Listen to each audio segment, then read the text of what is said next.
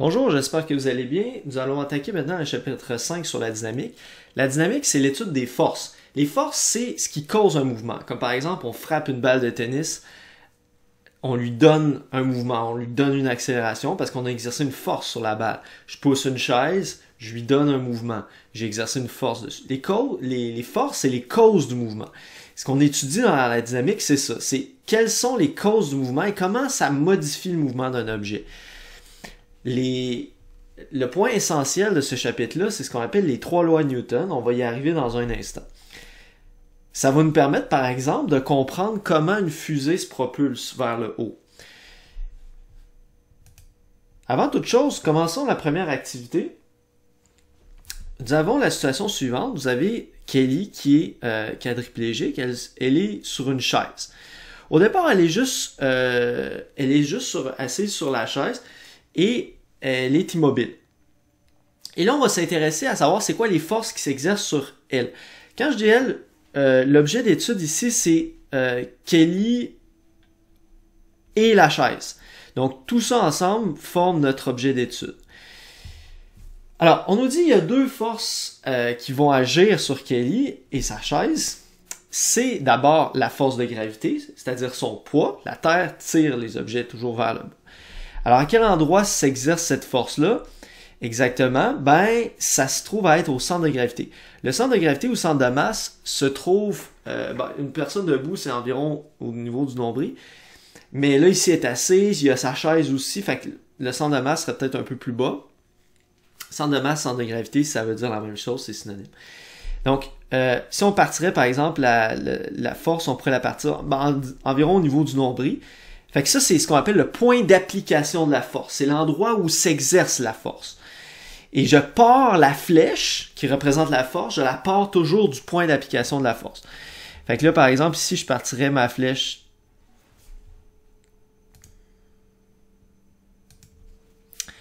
environ au niveau du nombril et je la dessine comme ça vers le bas. Et là, je vais indiquer FG à côté ici pour dire que c'est la force de gravité. Et je mets la petite flèche vecteur au-dessus parce que je viens pour montrer que cette flèche-là représente un vecteur. Donc, comprendre que d'abord, le point où je commence ma flèche est important. C'est le point d'application de la force. Donc, dans ce cas-ci, le centre de masse. Ensuite, la direction est importante. Ici, c'est le poids, fait que ça a toujours une direction verticale, c'est-à-dire dans la direction au bas. Et le sens, dans ce cas-ci, vers le bas, parce que la Terre nous attire toujours vers le bas. C'est-à-dire vers le centre de la Terre. S'il y avait juste cette force-là, Kelly serait en chute libre. Un peu comme si vous lancez un objet dans les airs, il y a juste la force de gravité qui tire vers le bas. Là, c'est pas le cas. Il y a aussi une force de support. La patinoire sur laquelle se trouve la chaise supporte la chaise.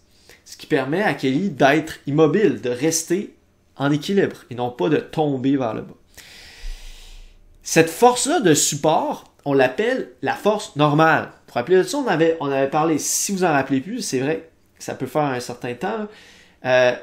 Revoyez le début, la première activité qu'on avait faite au chapitre 4. On avait identifié les forces pour différentes situations. Alors, la force normale, juste pour rappel, c'est la force de support qui est exercée entre un objet solide et un autre objet solide. Donc, par exemple, ici, c'est la force de support qui exerce la patinoire sur la chaise, ce qui permet à la chaise de ne pas tomber. Donc, c'est comme une force de contact entre 2 objets solides. Ici, la chaise et la patinoire. Traçons-la d'une autre couleur, si vous voulez bien. Si vous avez le cahier numérique, vous pouvez faire comme moi, puis aller utiliser les petits outils ici pour changer les couleurs. Même si si vous voulez faire ça vraiment très bien, vous pouvez même aller chercher un trait rectiligne comme ça, pour que ce soit encore plus propre. Alors là, la normale, à quel endroit est-ce qu'elle va s'exercer? En fait, elle va s'exercer à l'endroit où la chaise est en contact avec la patinoire. Et est-ce qu'elle va être exercée comme plus vers la gauche, plus vers la droite? En fait, elle va s'exercer partout à l'endroit où est-ce que c'est en contact ici, en bas de la chaise. Mais le point de pression, ce qu'on appelle le centre de pression, il va être vis-à-vis le poids. Il va être sur la même ligne verticale.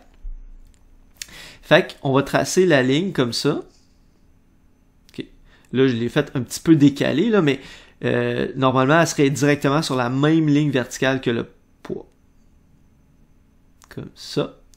Fait que ça, c'est ma normale. Puis je vais indiquer à côté N pour identifier ma force. Je mets la petite flèche vecteur par-dessus. Fait que, voilà. La normale ici, elle est aussi verticale. Son sens, c'est vers le haut. Et parce que ça supporte la chaise en la poussant.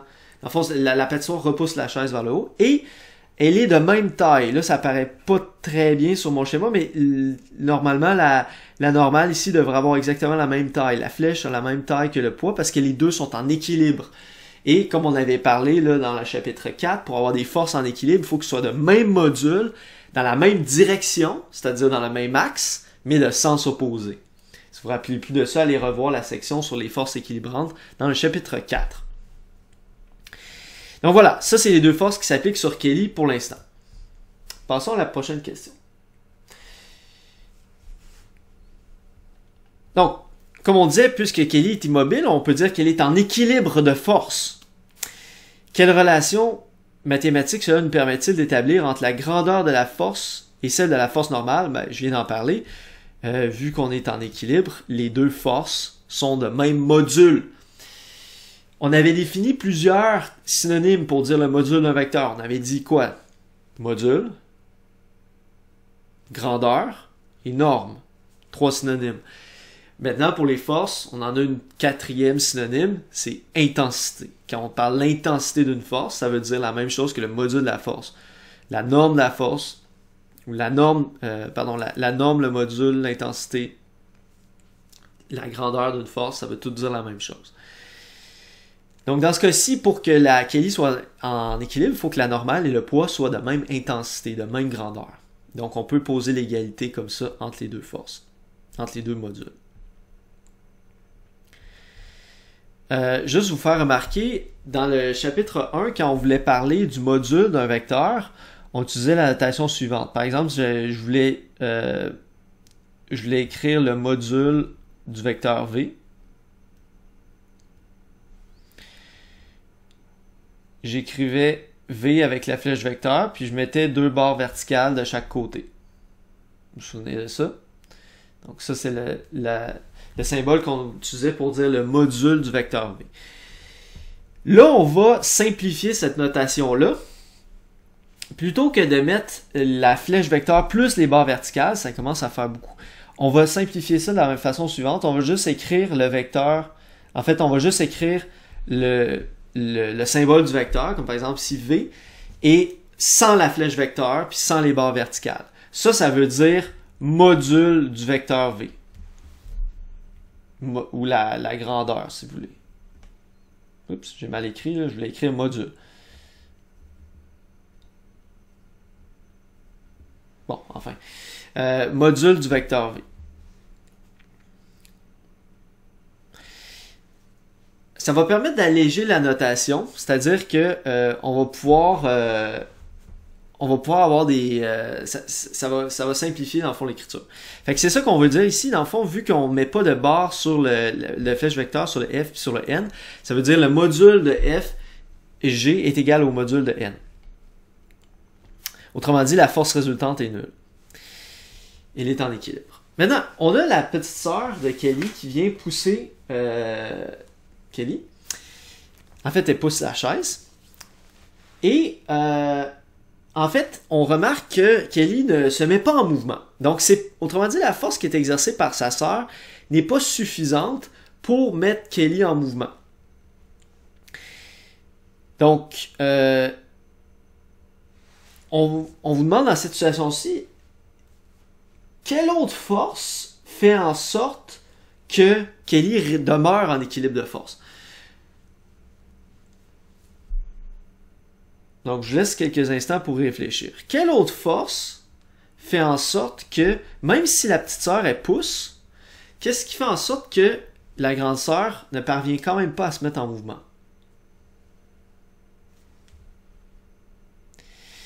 La réponse, en fait, c'est le frottement. Donc, il y a un frottement qui va s'exercer ici entre la chaise et la patinoire. Et c'est ça qui va faire en sorte que ça va empêcher quand même la chaise d'avancer. Parce que si elle ne pousse pas assez fort. Elle ne pousse pas assez fort pour vaincre le frottement qu'il y a entre la chaise et la patinoire. Alors là, on va dessiner les forces en présence. Qu'est-ce qu'on a? Alors, d'abord, on a les mêmes forces que tout à l'heure. Elles s'appliquent encore. Donc, on a la normale qui s'exerce comme ça vers le bas. Pardon. La force de gravité, je voulais dire. Fg.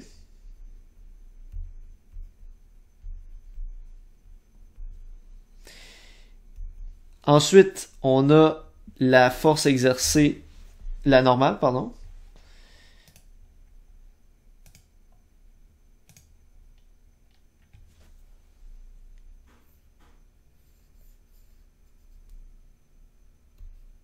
Qui est exercée vers le haut.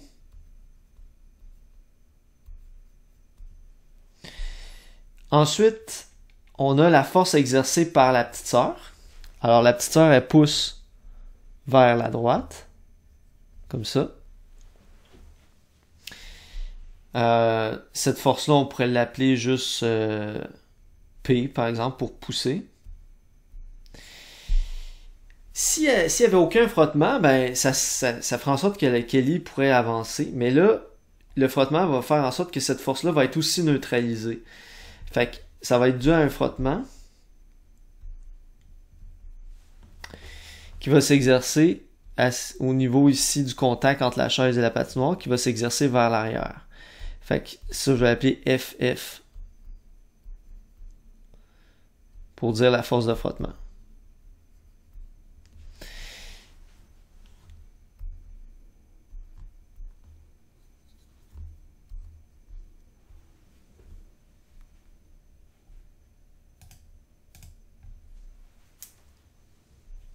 Donc, dans cette situation-ci, Lisa, la force exercée par Lisa, qui est la petite sœur, n'est pas suffisante pour mettre Kelly en mouvement. Donc, Kelly demeure en équilibre de force. Donc, autrement dit, la force P, la force de poussée, est annulée par la force de frottement. La force de gravité, Fg, est annulée par la normale.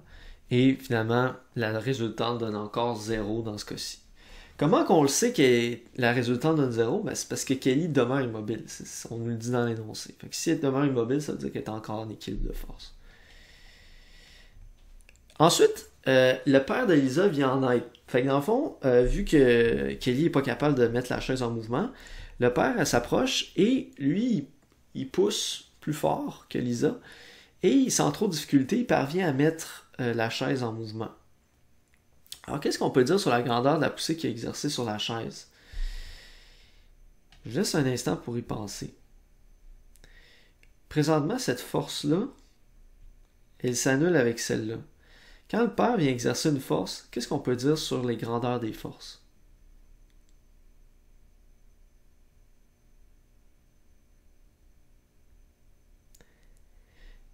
Donc, en fait, ce qu'on peut dire, c'est que le frottement ici va rester le même. Mais vu que le père, lui, sa poussée va être plus forte, cette force-là, autrement dit, elle va être plus grande. Fait qu'en ayant une plus grande force, ça va faire en sorte que elle ne sera pas totalement annulée par la force de frottement. Et il va pouvoir avoir à ce moment-là une force résultante vers l'avant qui va pouvoir faire avancer la chaise. Donc, autrement dit, la poussée, dans ce cas-ci, va être supérieure à la force de frottement lorsque c'est le père qui pousse. Dans ces conditions, on n'est plus dans un équilibre de force. Donc, ce serait quoi la force résultante qui agit sur Kelly? Bon. Déjà, on sait que ces deux forces-là, la gravité et la normale s'annulent. Fait que, dans le fond, on a une force de poussée vers l'avant, puis on a une force de frottement vers l'arrière. Là, maintenant, c'est le père qui pousse, puis il pousse plus fort. On va dessiner la flèche plus grande pour bien le représenter. Donc, si on efface celle-là, et on va mettre une flèche plus grande.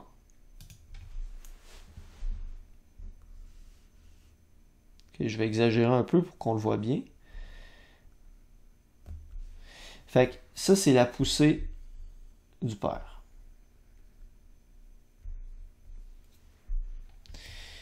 Je voulais écrire père ici en indice, mais... Bref, ça, c'est la poussée du père ici. Fait que là, à ce moment-là, elle n'est plus totalement annulée par la force de frottement. Fait qu'on a une force résultante vers l'avant. Pour expliquer ça, je pense que ça va mieux avec des chiffres. Imaginons la situation suivante. Imaginons que la poussée du père, elle vaut 100 newtons. Par exemple. Et que la force de frottement, mettons qu'elle vaut 20 newtons.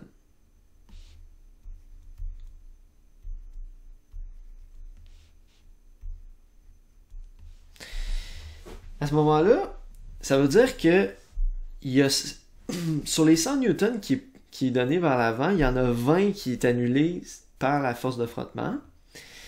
Mais il en resterait donc quand même 80 de force qui pousserait vers l'avant. Donc, autrement dit, au net, on a 80 newtons vers l'avant, dans mon exemple. Donc, ça mettrait Kelly effectivement en mouvement vers l'avant. Fait que je pense que ça se comprend bien quand on regarde avec des chiffres. On a 100 vers l'avant, on est retenu par 20 newtons vers l'arrière. Fait qu'au net, il reste 80 vers l'avant. Fait que si on l'exprime maintenant de façon algébrique, là, de façon plus générale, on peut dire que la force résultante, dans le fond, c'est la poussée moins la force de frottement. Fait que dans mon exemple, la poussée, c'était 100 newtons. La force de frottement, c'était 20 newtons. Fait qu'il restait 100 moins 20. Donc, il restait 80 newtons au net vers l'avant. Fait que ça, c'est ce qu'on appelle le FR. Ici, c'est la force résultante. Puis elle est dirigée dans cet exemple-ci vers l'avant. C'est-à-dire dans le sens du mouvement. Fait que ça va donner une accélération à Kelly.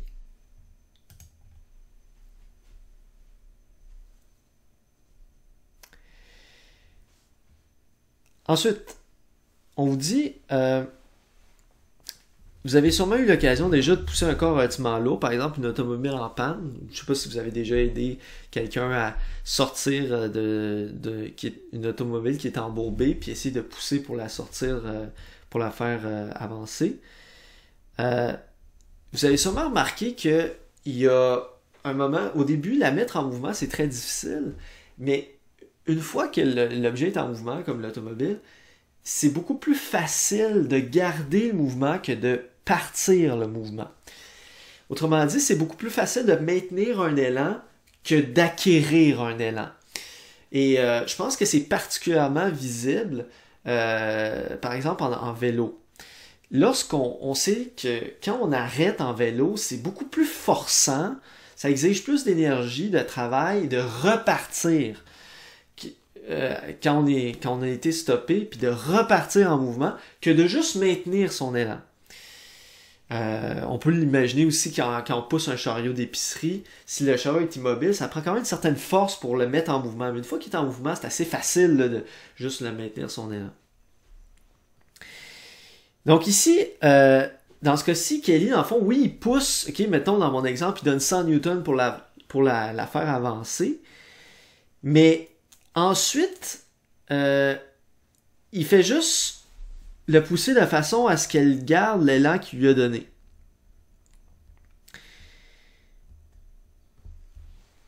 Là, à un certain moment, il arrête de pousser la chaise. Qu'est-ce qui va se produire? La chaise va commencer à freiner. Et elle va finir par s'immobiliser. C'est un peu comme si vous patinez. Vous savez que si vous arrêtez de patiner, ben, vous allez commencer à freiner tranquillement, puis éventuellement, vous allez vous immobiliser. Quelle force est responsable de ce ralentissement-là? Quelle force est responsable du fait que vous allez finir par vous immobiliser? Laissez réfléchir un instant.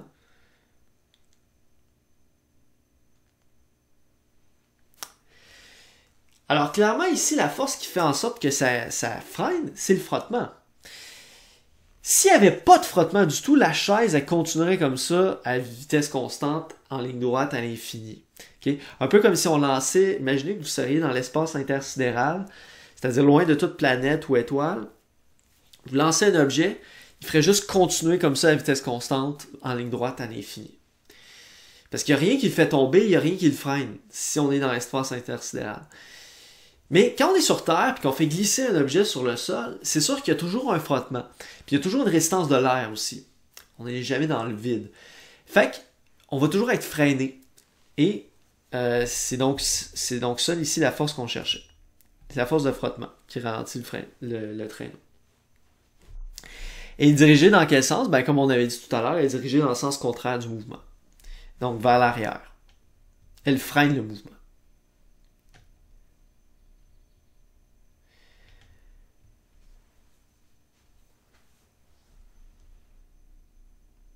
Ensuite, à la question 7, on vous dit, lorsque le père de Kelly pousse la chaise à vitesse constante, que vaut la force résultante? Donc, supposons que, au départ, il la met en mouvement en exerçant une force de 100 Newton, mais après ça, il réduit la force juste pour garder l'élan.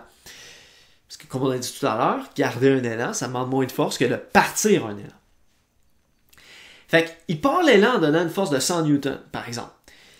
Et là, ensuite, la question finalement, ça vient à dire quelle force il faut qu'il mette pour juste garder l'élan, pour juste qu'elle continue à vitesse constante. La réponse, en fait, c'est que pour garder un élan, aller à vitesse constante, c'est un équilibre. Autrement dit, une force résultante nulle. Fait que tout à l'heure, on a dit qu'il y avait une force. Dans mon exemple, il y avait une force de 20 newtons vers l'arrière qui s'exerçait par le frottement. Fait que ça revient à dire quelle force est-ce que le père devrait exercer pour juste garder l'équilibre, c'est-à-dire garder juste l'élan à vitesse constante.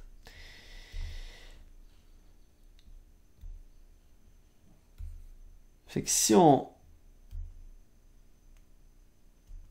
efface ça ici,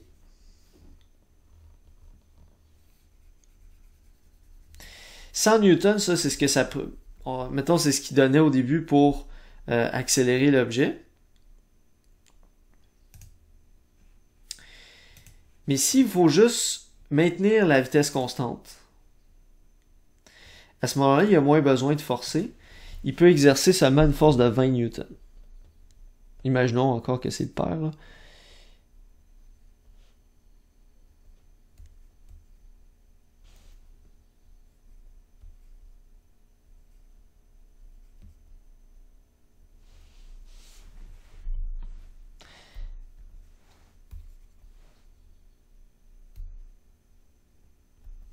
Avec une force de 20 newtons, c'est-à-dire la même force que le frottement, le père pourrait faire avancer la chaise à vitesse constante. Parce que là, elle va être en équilibre, c'est-à-dire la force qui va exercer 20 newtons va s'équilibrer avec la force qui la retient vers l'arrière, 20 newtons. Fait que ça, autrement dit, il faut qu'il exerce plus que 20 newtons pour mettre la chaise en mouvement, mais une fois que la chaise est en mouvement, il peut réduire la force puis redescendre à 20 newtons, puis ça serait suffisant pour la mettre en mouvement. Fait que si on résume tout ça, donc autrement dit, la force résultante doit être nulle pour garder juste un mouvement à vitesse constante. Donc la grandeur de la poussée serait égale à la grandeur de la force de frottement. Si on résume tout ça, un corps en équilibre de force n'accélère pas et est soumis au principe d'inertie. Selon ce principe, tout corps subissant l'action d'une force nulle est soit immobile ou en mouvement rectiligne à vitesse constante. Plus un corps conserve son état de mouvement, de plus, un corps conserve son état de mouvement ou de repos tant qu'aucune force résultante ne s'exerce sur lui. Donc, je vais le résumer dans mes mots. Ce que ça veut dire, c'est que le principe d'inertie, c'est qu'un corps a besoin d'une force pour se mettre en mouvement ou pour arrêter. S'il n'y a aucune force résultante qui agit sur un objet, il va demeurer immobile s'il est immobile. Il va demeurer en mouvement à vitesse constante en ligne droite s'il était déjà en mouvement.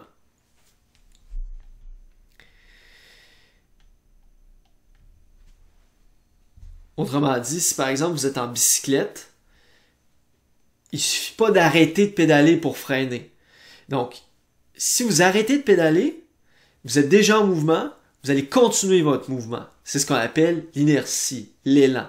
Vous avez un élan. Pour freiner cet élan-là, il faut appliquer une force. Dans ce cas-ci, on appliquerait les freins avec les mains et là, ça viendrait, les patins de frein viendraient frotter sur la jante des roues et ça viendrait créer un frottement qui viendrait freiner, qui viendrait appliquer une force sur le vélo vers l'arrière pour freiner. Lorsque la force résultante agissant sur un corps n'est pas nulle, comme c'était le cas quand le père poussait en exerçant 100 Newton sur Kelly, à ce moment-là, le corps subit une accélération, c'est-à-dire une augmentation de sa vitesse, ou une décélération, c'est-à-dire une diminution de sa vitesse. Fait que, par exemple, une fois qu'il a mis Kelly en mouvement, s'il arrête la poussée, là, il va avoir une force résultante de 20 Newton vers l'arrière, qui est le frottement. Fait que ça va aussi causer une accélération. En fait, ici, une décélération, c'est-à-dire une diminution de la vitesse.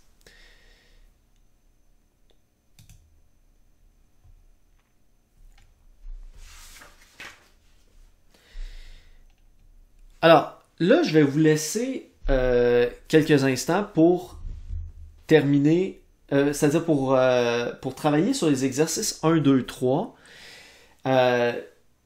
C'est vraiment important que vous les essayiez par vous-même, que vous fassiez la réflexion et pas juste regarder directement le corriger. Parce que c'est vraiment ça qui va vous permettre d'apprendre, c'est de travailler les exercices par vous-même. Fait que je vais vous laisser travailler ça. Puis quand vous avez terminé ces questions-là ou que vous êtes bloqué, mais réfléchissez-y comme il faut, là.